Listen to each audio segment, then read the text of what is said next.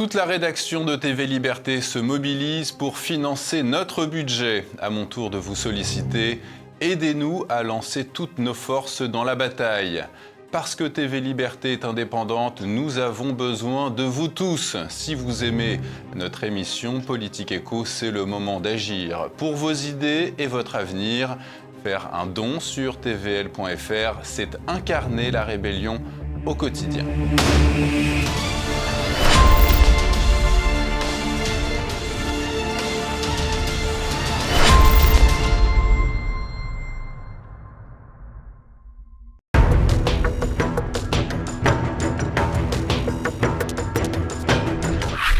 Bienvenue dans ce nouveau Zoom de TV Liberté. J'ai le plaisir aujourd'hui de recevoir Michel Maffezoli. Michel Maffezoli, vous êtes professeur émérite à la Sorbonne, vous êtes membre de l'Institut universitaire de France, vous avez publié de très nombreux ouvrages, ne parlons pas du nombre d'articles. Parmi les ouvrages, je signalerai La violence totalitaire en 1979, Le temps des tribus en 1988 et plus récemment L'ère des soulèvements aux éditions du Cerf. Je précise que les deux ouvrages que je viens de mentionner ont été bien sûr réédités. Et parmi les rééditions, c'est pour cela que nous avons le plaisir aujourd'hui de vous recevoir, la réédition donc de L'ombre de Dionysos, ouvrage paru en 1982, réédité dans la collection de poche des éditions du Cerf, ouvrage devenu un classique et qui est sous-titré « Contribution à une sociologie de l'orgie ». Bien, alors on va essayer de voir ce que vous entendez par ce mot-là, et peut-être par son sens étymologique d'abord, mais avant d'en venir à ces considérations, il me semble qu'une des manières les plus aisées d'aborder votre livre, qui est une lecture aisée de manière générale, mais pour les téléspectateurs, ce n'est pas tant de partir de Dionysos, ni de son ombre, mais de partir de la figure que vous lui opposez, qui est celle de Prométhée. Est-ce que vous pourriez nous dire, dans un premier temps, Michel Maffezoli, ce que vous entendez par Prométhée? Qui est-il, avant d'en venir à Dionysos?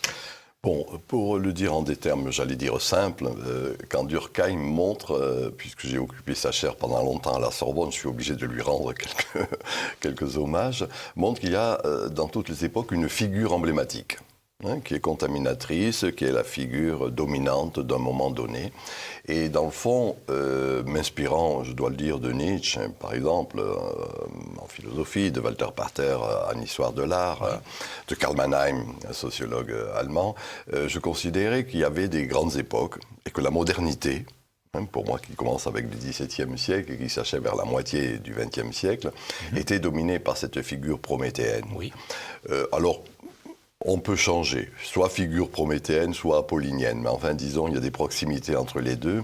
Mais j'ai préféré dire prométhéenne. Prométhée, c'est celui qui vole le feu aux dieux. Oui, c'est un titan, mais pas un dieu. Voilà, un dieu. Et en même temps, c'est lui qui a introduit l'industrie dans le monde. Je rappelle pour mémoire, je ne pense pas l'avoir dit là, mais je rappelle pour mémoire que Karl Marx avait pour figure comme ça importante Prométhée déchaîné. Vous voyez, c'était ça, le mythe essentiel, et c'est pas neutre. Vous voyez que le marxisme s'inspirer de cette figure prométhéenne. Voilà. Donc, là-dessus, je reste sur une opposition, je dois dire, assez classique, qui m'a été inspirée par les auteurs que je viens d'indiquer ou d'autres, montrant qu'il y a des grandes périodes où prédomine le rationalisme, voilà. Prométhée en serait l'expression, oui. Et à côté de cela, il y en a d'autres où va prédominer une conception beaucoup plus sensualiste. Voilà. Voilà. Et Dionysos serait, pour moi, ce qui est en train de prendre la place de la grande et belle figure de Prométhée. Voilà, donc Dionysos serait le dieu qui serait en train de détrôner le titan, ou de renvoyer peut-être le titan aux enfers. Mais ce Dionysos, donc ce dieu, ou Bacchus pour les Romains, donc dieu de la vigne, dieu de l'extase également, et c'est par quoi on rejoint peut-être ce terme de l'orgie. Comment peut-on le caractériser? Quelles sont ses manifestations dans notre monde? Et peut-être, puisque votre ouvrage porte comme titre donc l'ombre de Dionysos, cette ombre-là, en quoi est-elle, d'une certaine manière, éducatrice? En quoi peut-elle nous Que nous dit-elle de nous-mêmes? Oui, j'ai dit à l'époque, puisque vous avez signalé en effet qu'il était paru en 1982, ce livre, je voulais montrer que c'était, oui, l'ombre de Dionysos qui se répandait sur nos villes. Et d'ailleurs, la première image de mon livre était cette figure de Dionysiaque dont on voyait l'ombre se répandre sur les mégapoles contemporaines. Voilà. Et maintenant, je dirais, j'aurais dû dire maintenant Dionysos, parce que ce qui était une ombre, c'est quand même véritablement capillarisé, c'est incarné, si je puis dire. Et oui, alors c'est cela, c'est la figure, disons, de l'orgie, pas dans le sens habituel du terme. Voilà, en quel sens entendez-vous ce terme-là? Parce qu'on me l'a reproché en disant que je faisais une sociologie purement sexuelle, si vous voulez, pour dire bref. Alors que orgué, en grec, c'est les passions communes. Voilà. C'est ce qu'on appelle, on dit maintenant, puisqu'on emploie cette expression qui est un néologisme, d'ailleurs en français, on ne le trouve pas dans le littré, émotionnel, l'émotionnalité, comment tout est occasion, en quelque sorte, de vibrer ensemble. Nous avons des termes en sociologie, la syntonie, qui sont les vibrations communes. En gros, j'essaie de rendre attentif à cela, c'est-à-dire pas simplement la figure rationnelle, pas quelque chose qui est aussi simplement irrationnel, je tiens à le signaler, mais une divinité beaucoup plus complète, peut-être, l'entièreté, c'est-à-dire alliant la raison et le sensible. Et la passion, le sensible et l'intelligible. En gros, moi, c'était un de mes livres précédents, s'appelle Les éloges de la raison sensible. Et pour tout vous dire, et ça peut paraître paradoxal, mais ça ne l'est pas tout à fait, c'est l'inspiration d'Aristote, moi, qui m'avait mené, à la différence du Platon. Aristote parle de l'importance des sens, du sensualisme. Et saint Thomas d'Aquin, qui m'inspire énormément, justement, à cette proposition, je ne le dirai pas en latin, je vous le dis en français, il n'y a rien dans l'intellect qui n'ait d'abord été dans les sens. Voilà. Dans la question 49 de la Somme théologique. Et fondamentalement, c'est quelque chose de cet ordre que j'essaie de décrire dans cette figure dionysiaque, c'est-à-dire le plaisir d'être, alliant en quelque sorte, et c'est pour ça que j'aime ce mot d'entièreté de l'être individuel et de l'être collectif, alliant à la fois la raison et puis les sens. Et l'orgie, l'orgueil, c'est quelque chose de cet ordre qui résume cela. Et c'est ce qui est très intéressant parce que vous ne faites pas de Dionysos, vous ne voyez pas en lui une hypostase, une incarnation du chaos, mais précisément, c'est certes, il a en lui un élément chaotique, mais il participe également d'un ordre, y compris d'un ordre social. C'est-à-dire, on pense, vous revenez dans votre livre, vous donnez des exemples de la fête aussi, la question de la fête, du jeu, du sacré, donc les Saturnales, les Lupercales, le carnaval. Dans une société ordonnée, Dionysos a sa place. Bien sûr. Vous avez dit le mot qui résume tout mon propos, qui est un mot, disons-le, de la pensée ésotérique, ordo ab chaos. C'est-à-dire qu'il y a un ordre qui s'élabore à partir d'une sage gestion du désordre, si je puis le dire. Et ça, c'est aussi ma thèse, puisque vous avez cité la violence totalitaire. Je montre que les sociétés, le totalitarisme, c'était pour moi le totalitarisme de l'État, qui aseptisait, qui pasteurisait, hygiénisait, et que c'était très grave cette pasteurisation, et c'est pour ça que c'est ce que nous avons vu ces derniers temps dans nos sociétés.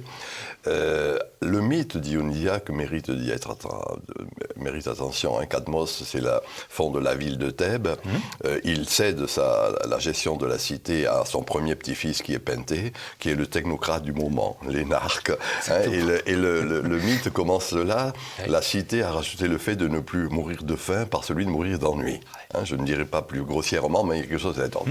À ce moment-là, les femmes, c'est les bacchanales, vont chercher Dionysos, qui est de l'autre côté de la mer Égée, voyez, introduisent ce Dionysos dans la cité, c'est les fameuses Dionysies, les bacchanales, une forme de désordre. Penthée est tué, c'est tout, et la cité retrouve son âme, voilà.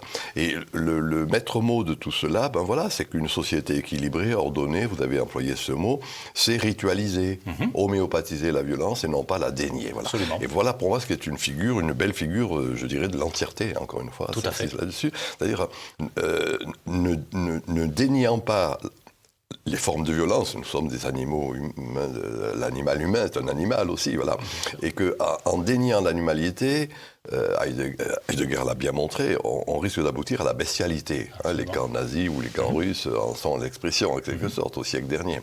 Tandis que la figure de Dionysos, c'est, encore une fois, je redis, ritualisé, homéopathisé. Alors, c'est le carnaval au Moyen-Âge, c'est les fêtes des fous, c'est les processus d'inversion, etc., qui constituent je dirais l'aspect agréable et intéressant du Moyen-Âge, et que la modernité avait évacué. Et du coup, en déniant ça, on aboutit à des formes beaucoup plus perverses de la violence, et l'actualité n'est pas avare d'exemples en ce sens. C'est une forme de retour du refoulé, ce à quoi on assiste dans ces cas-là. Exactement, c'est-à-dire que ce qui n'est pas homéopathisé ou ritualisé devient, dans le sens étymologique du terme, pervers, pervia. Ça prend des voies détournées, ça éclate. Et les bandes de racailles de banlieue en sont pour moi l'expression contemporaine, c'est-à-dire que c'est la conséquence logique d'une société qu'on a voulu pasteuriser. Voilà.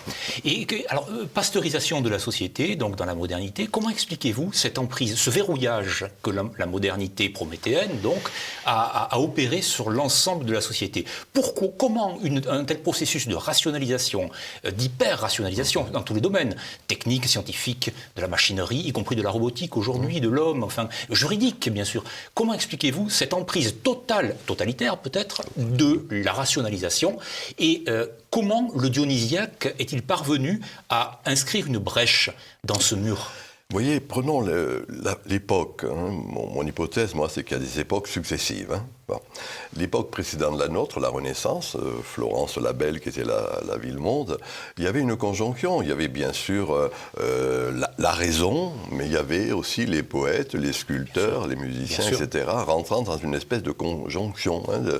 Le cardinal Nicolas de Cuse disait ça, coincidentia oppositorum. L'union des contraires. L'union des contraires, et c'est une belle idée. À partir de la modernité, ce qui fut dominant, c'est l'évacuation d'autres paramètres que la raison. C'est-à-dire qu'a dominé la rationalité qui est devenue rationalisme. Thomas Kuhn, qui est un historien des sciences américain, montre que justement ce qui a fait la performativité de l'Europe, c'est qu'elle a, il le dit en latin, je prie de m'excuser, l'Europe a pris la via recta de la raison, voie droite. Et pour ce faire, elle a laissé sur le bord de la route, encore en latin, des impedimenta, des bagages inutiles, c'était le jeu, le rêve, le festif, qui sont des paramètres humains. Donc en gros, la modernité n'a mis l'accent que sur le rationalisme, qui est une accentuation de la rationalité. Et du coup, on a été droit dans le mur. Et de mon point de vue, l'image dionysiaque permet de reprendre en quelque sorte ces bagages, je dirais. C'est cela l'importance du festif, de l'onirique, du ludique, que l'on voit dans tous les aspects de la vie sociale. Voilà en quelque sorte cette figure, je maintiens, homéopathique de Dionysos, qui ne met pas l'accent simplement sur un paramètre humain. Bien sûr. La raison hypostasiée en rationalisme, mais qui, justement, met l'accent sur tout ce qui nous constitue. Encore une fois. Je redis Saint Thomas d'Aquin, la raison et l'essence. Voilà, l'intellect et les raisons. Voilà, et ça, c'est important. C'est cette conjonction qui est importante dans cette figure. Voilà pourquoi, moi, c'est une figure qui m'est chère, je dis. Bien sûr. Pensez-vous, Michel Maffezoli, que pour éviter ces retours du refoulé, vous en avez donné des exemples, on en a quand même, on a aussi d'autres exemples de ces retours du refoulé. Est-ce que vous pensez que l'état actuel des sociétés occidentales, modernes, libérales, autoriserait de manière homéopathique et ordonnée un retour du dionysiaque? Est-ce que c'est politiquement jouable? Non. Ma réponse est simple, non.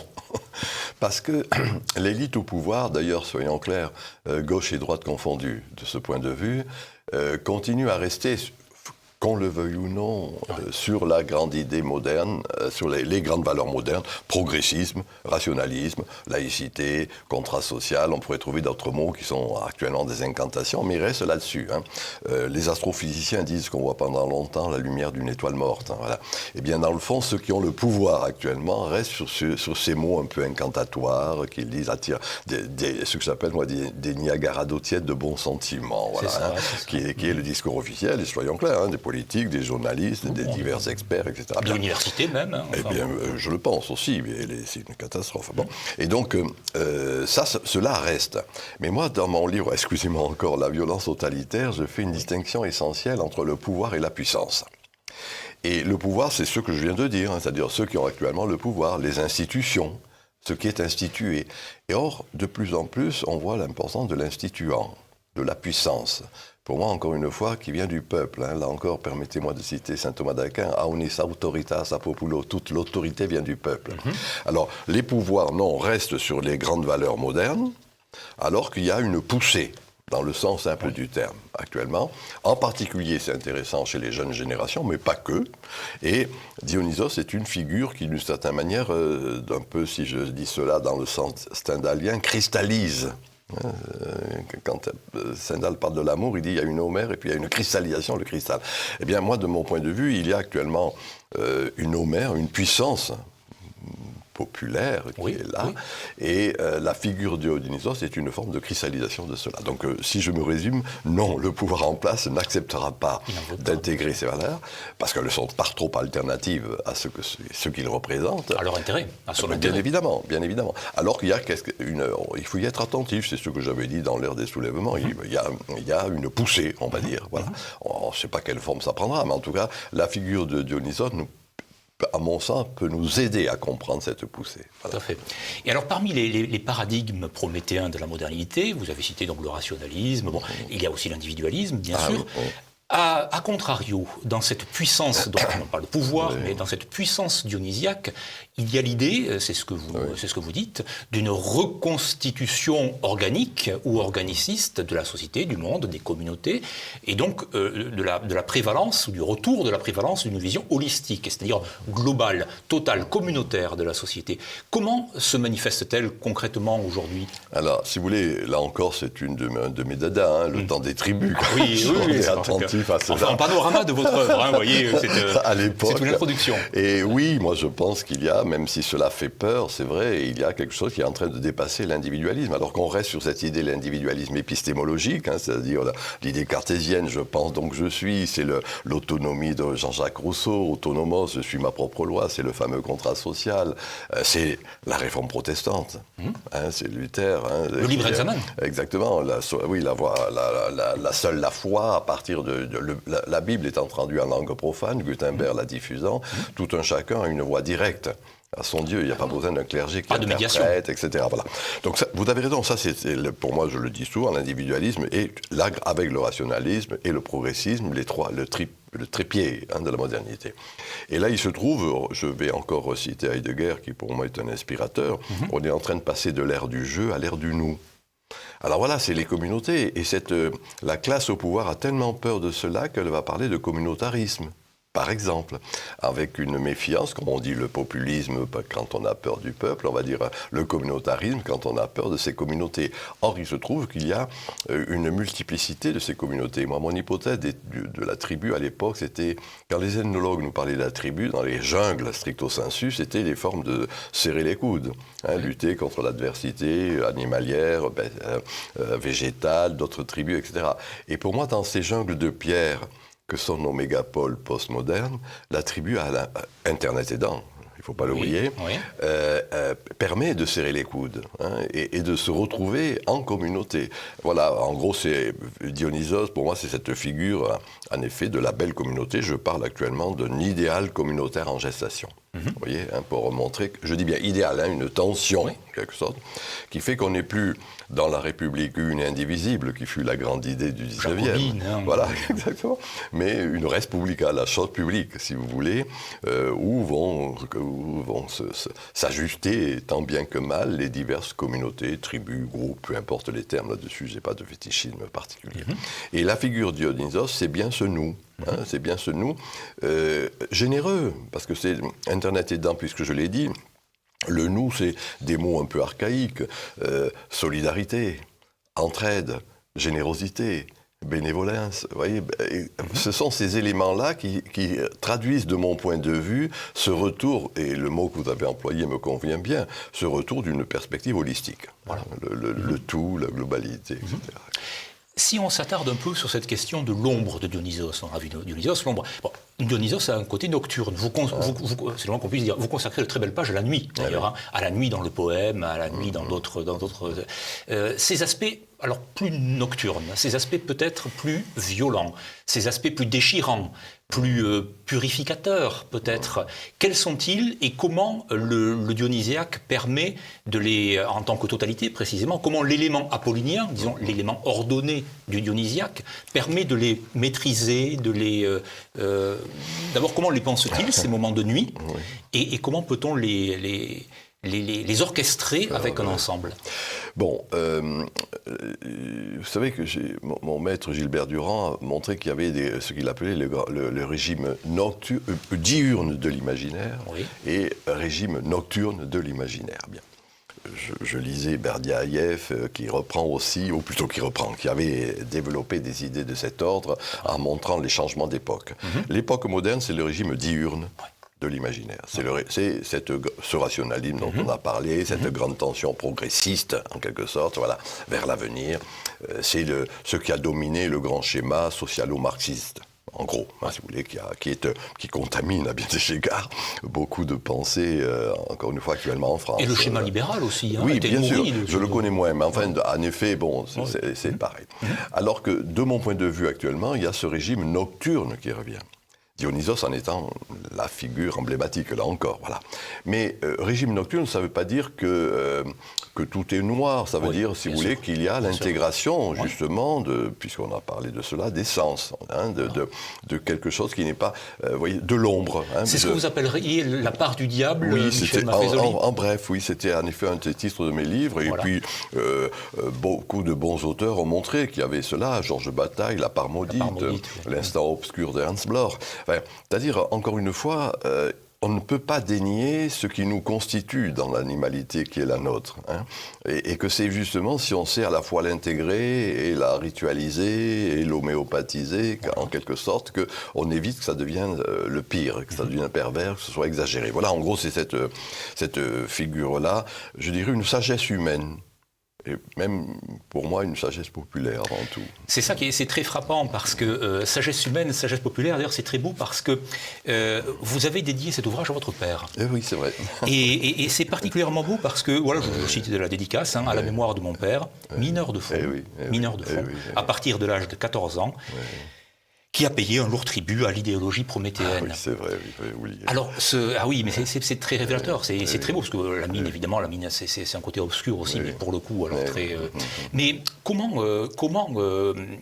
peut-on comprendre ce régime nocturne si on l'élargit à ce que vous appelez, par exemple, la dépense, qui fait partie qui est aussi le propre de la nuit. Enfin, je veux dire, il y a une dépense nocturne, il y a une fête, quelque chose d'orgiaque aussi. Et alors ceci, c'est une interrogation, mais comment on le canalise? Parce qu'on comprend que votre souci d'équilibre, c'est parfaitement évident, il y a un équilibre, et ce qui est très fort, c'est que vous qualifiez cet équilibre de populaire.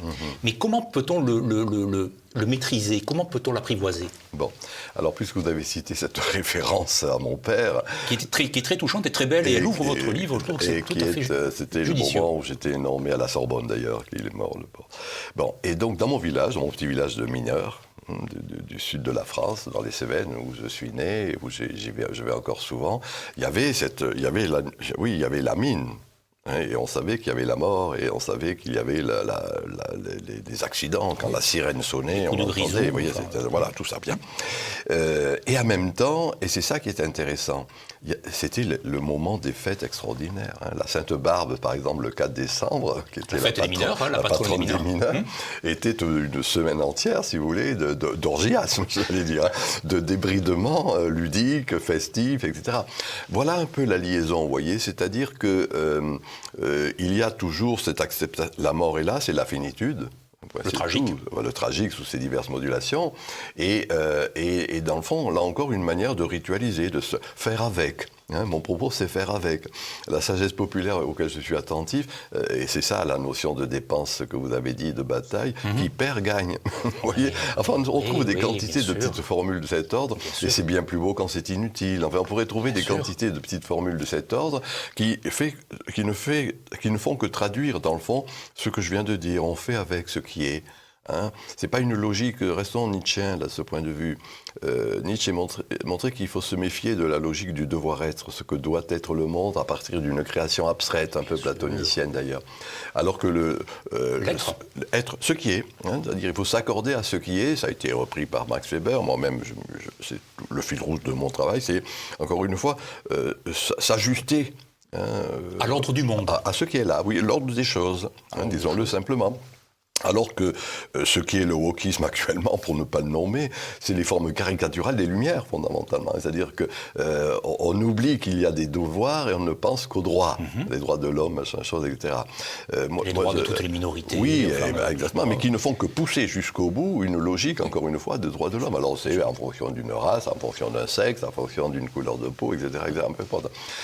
Moi, je lisais il y a peu, je relisais ce très beau livre de Simone Weil, je veux dire la philosophe, hein, oui, donc l'enracinement. Oui. La première page, c'est qu'elle montre bien que on parle toujours du droit et on oublie les obligations qui sont liées à l'ordre des choses. Voilà. Et donc Dionysos, pour moi, c'est l'ordre des choses, si je puis dire. Hein, c'est les lois de la nature, hein, et qu'il est vain de les nier. Et l'actualité n'est pas avare de ces négations de lois de la nature contemporainement.